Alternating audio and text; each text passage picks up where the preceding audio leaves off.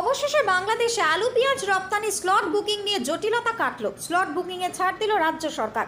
আজ হিলি স্থলবন্দরে শুরু হলো আলু পেঁয়াজের রপ্তানি শুরু হতে বড়সড় আর্থিক ক্ষতির মুখ থেকে বেঁচেছেন ব্যবসায়ীরা। গত 3 দিনে হিলি স্থলবন্দরে প্রায় 10 কোটি টাকার ক্ষতি হয়েছে বলেই দাবি শুল্ক দপ্তরের। পশ্চিমবঙ্গ সরকারের পরিবহন দপ্তরের সুবিধা পোর্টালে পণ্য তথ্য নিয়ে স্লট বুকিং করে বাংলাদেশে রপ্তানি করতে ছাড় পায় ব্যবসায়ীরা। তার জন্য ওই পোর্টালে মোটা অঙ্কের রাজস্ব জমা করতে হয় ব্যবসায়ীদের।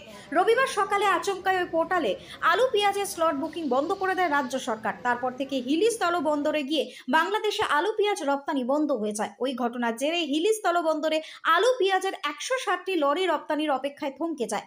মঙ্গলবার দুপুরে ব্যবসায়ীরা বাধ্য হয়ে আলু পেঁয়াজ রপ্তানি শুরু করে, কিন্তু এই বন্দরে লরি পৌঁছাতে গাড়ির সামনে দাঁড়িয়ে পথ আটকায় সুবিধা পোর্টালের কর্তব্যরত পুলিশ কর্মীরা। ঘটনায় স্থলবন্দরে বেশ উত্তেজনা ছড়িয়ে পড়ে। ব্যবসায়ীদের আন্দোলনের চাপে জেলা প্রশাসনের সমাধানের আশ্বাস দিয়ে পরিস্থিতি মোটামুটি স্বাভাবিক করেন। কিন্তু গতকাল স্লট বুকিং শুরু না হলেও বুধবার সকাল থেকে আলু পেঁয়াজের স্লট বুকিং শুরু হয়ে যায়।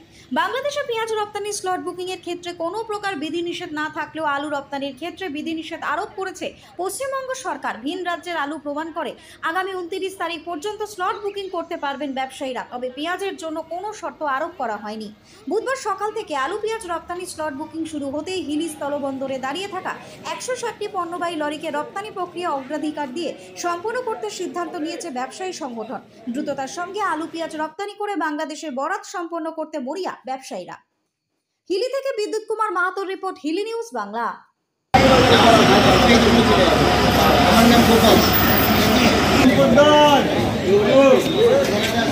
রাতের থেকে আমাদেরকে স্লট বুকিংয়ে দিয়েছে।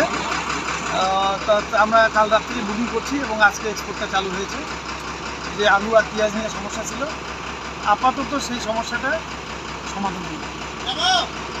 গভর্নমেন্ট থেকে কি শর্ত আরোপ করা হয়েছে? গভর্নমেন্ট থেকে আমাদেরকে বলা হয়েছে যে এই যে 2-3 দিন যে স্লটটা দেওয়া হলো, সেই স্লটটা পরে নতুন করে আবার কোনো স্লট দেওয়া হবে না। আলুর ক্ষেত্রে পেঁয়াজটা দেওয়া হবে, পেঁয়াজটাকে স্বাভাবিক করে দেওয়া হলো, কিন্তু আলু এরপরে আমাদেরকে নাকি স্লট দেওয়া হবে না বলছে আর কি। তো যে আলুগুলো আমাদের রাস্তায় আছে সেগুলো হয়তো 5-7 দিন সময় লাগবে।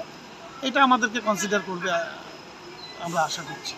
আপনারা কি কত টাকা ক্ষতির হাত থেকে বেঁচে গেলেন? আমাদের এই যদি এই আলুটা না যেত, কমসে কম এখানে 15-20 কোটি টাকা হিলিতে, শুধু হিলি পোর্টটা যদি ধরি আমরা, আমাদের এক্সপোর্টারদের 20 কোটি টাকার উপরে লোকসান হতো। তবুও এই গভর্নমেন্টের রেভিনিউ মানে প্রচুর ডলারের ক্ষতি হতো, যেটা আসতো না। গত কয়েকদিনে তবুও কত টাকা মতো ক্ষতি হয়েছে এক্সপোর্টারদের? দেখেন, এখন এই মালগুলো তো অনেকটাই মানে যে দামে বিক্রি হতো সেখানে বিক্রি হবে না। সেই মাল যেটা হয়তো 10 টাকায় বিক্রি হতো সেটা 7 টাকায় বিক্রি হবে, এরকম একটা পরিস্থিতি।